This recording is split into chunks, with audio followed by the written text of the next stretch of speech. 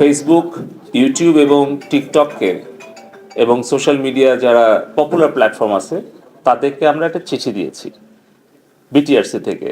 আমরা চিঠিতে লিখেছি যে গত 1 মাসের আমাদের দেশে ঘটে যাওয়া বিভিন্ন অনাকাঙ্ক্ষিত সহিংসতা এবং বিভিন্ন ধরনের যেই প্রচার গুজব, আপনি যেটা যথার্থই বলেছেন যে গুজব, মিথ্যা, অপপ্রচার, এগুলো ছড়িয়ে যে বিশৃঙ্খল অবস্থা সৃষ্টি করেছে একদল ষড়যন্ত্রকারী, সেগুলোর বিভিন্ন প্ল্যাটফর্ম, বিভিন্ন কন্টেন্ট আমরা তাদেরকে বিভিন্ন সময় পাঠিয়েছি।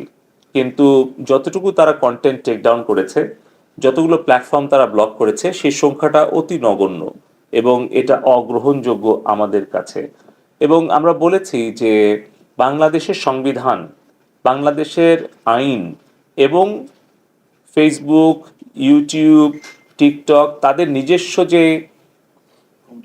কমিউনিটি স্ট্যান্ডার্ড এবং তাদের যে পলিসি, সেগুলো তারা নিজেরা মেনে সংবিধান অনুসরণ করে আইন মান্য করে বাংলাদেশে তারা কি সাইবার স্পেসটা ব্যবহার করতে চায়, নাকি বাংলাদেশের সংবিধান ভঙ্গ করে, আইন ভঙ্গ করে তাদের নিজেদের দেওয়া কমিউনিটি স্ট্যান্ডার্ড অমান্য করে তারা বাংলাদেশে প্রচার করতে চায়।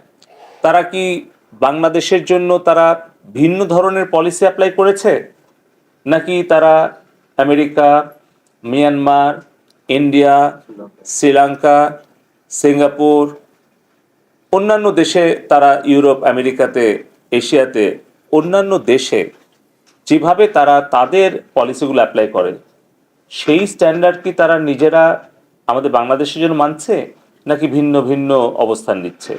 আমরা দেখতে পাচ্ছি যে আমাদের বাংলাদেশ আওয়ামী লীগের সমর্থনে যেই পেজগুলো, যেই ফেসবুক অ্যাকাউন্টগুলো কাজ করত, এরকম 50টা পেজ এবং অ্যাকাউন্ট তারা ব্লক করে দিয়েছে।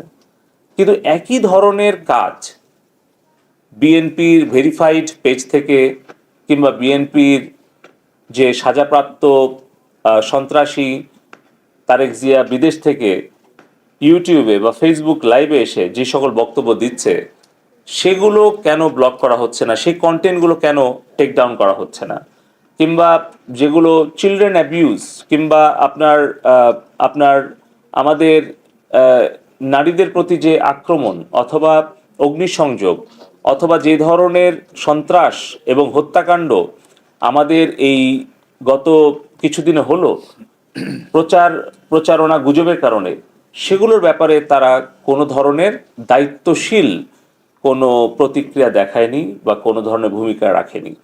আপনারা জানেন, সংবাদ মাধ্যমে যারা মূলধারায় আছেন, যে কিভাবে 2জন ছাত্র মারা গেছে এই অপপ্রচার শুরু করা হলো ফেসবুকে, কিন্তু সেটাকে কোনোভাবে এটা মিস ইনফরমেশন বলে ফ্ল্যাগও দেওয়া হয়নি এবং তার প্রেক্ষিতে আন্তর্জাতিক কিছু গণমাধ্যম সেইটা নিউজ করে এবং কিছু দেশের মুখপাত্র সেটাকে তারা স্বীকৃতি দেয় এবং তার প্রেক্ষিতে পুরো দেশে এই ফেসবুকের গুজব, মিথ্যা তথ্য ছড়িয়ে যখন উস্কানি দেওয়া হয়, তার প্রেক্ষিতে কিন্তু তার বেশ কয়েক ঘন্টা পর আরও 5 জনের মৃত্যু হয়।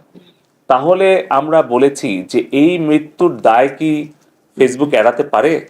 এই সকল উত্তর দেওয়ার জন্য আমরা 31 জুলাই আমরা এই সোশ্যাল মিডিয়া প্ল্যাটফর্মগুলোকে ঢাকায় এসে বিটিআরসিতে তাদেরকে লিখিত এবং মৌখিকভাবে জবাব এবং ব্যাখ্যা দেওয়ার জন্য আমরা অনুরোধ করেছি।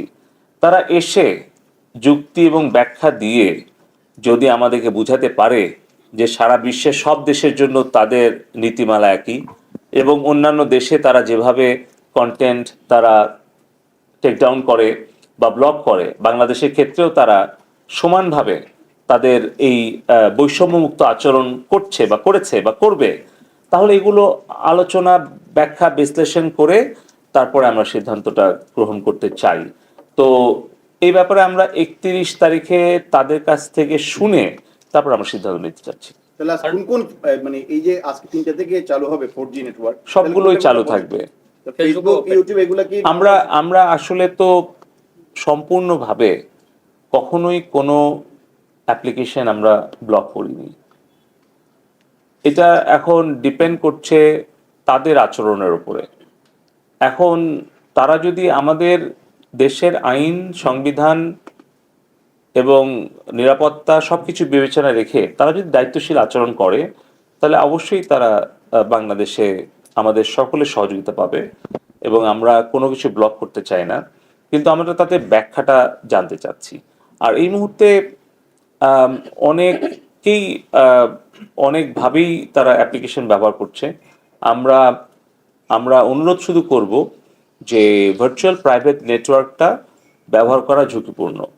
অতএব ব্যক্তিগত নিরাপত্তা, ব্যক্তিগত সুরক্ষা এবং তথ্যের সুরক্ষা, এই সব কিছু বিবেচনা রেখে যেন ভার্চুয়াল প্রাইভেট নেটওয়ার্ক এটা ব্যবহার থেকে আমরা বিরত থাকি। তাছাড়া দেখা যাচ্ছে আর্থিক লেনদেন যদি কোনো আমরা ভার্চুয়াল নেটওয়ার্ক ব্যবহার করে করি, তাহলে কিন্তু সেই পাসওয়ার্ডটা ভার্চুয়াল নেটওয়ার্ক প্রোভাইডার যে সে কিন্তু পেয়ে যাচ্ছে। তার মানে পুরোটাই একেবারে মানে বলতে গেলে আমরা যা কিছু করছি এটা একটা কাচের ঘরে করার মতো। মানে এটা কিন্তু ভার্চুয়াল নেটওয়ার্ক যে প্রোভাইড করছে তার কাছে কিন্তু পুরো তথ্যপাত্র সে চাইলেই পাবে। সো এটা একটু ঝুঁকিপূর্ণ হয়, এই বিষয়টা আমরা বলছি। আমরা সাইবার সিকিউরিটি নিয়েও আগামী পরশু দিন একটা মিটিং দিয়েছি, গতকালকেও আমরা একটা এক্সক্লুসিভ মিটিং করেছি। সেখান থেকে অনেক কিছু ঝুঁকি আমরা চিহ্নিত করেছি। আমরা আসলে এখন সবাই সম্মিলিতভাবে কাজ করছি। তো এই মুহূর্তে আমি নির্দিষ্ট কোনো অ্যাপ্লিকেশনের কথা বলছি না। এটা আমাদের আইন শৃঙ্খলা রক্ষাকারী বাহিনী, গোয়েন্দা সংস্থা, তাদের তাদের নির্দেশনা পরামর্শক্রমেই আমরা প্রযুক্তিগত সহায়তা দিচ্ছি। ফলে তাদের যখন যেখানে যে ধরনের সহযোগিতা প্রয়োজন হচ্ছে আমরা একসাথেই কাজ করছি সেইখানে তাদেরকে সেই সহযোগিতা দেওয়ার জন্য।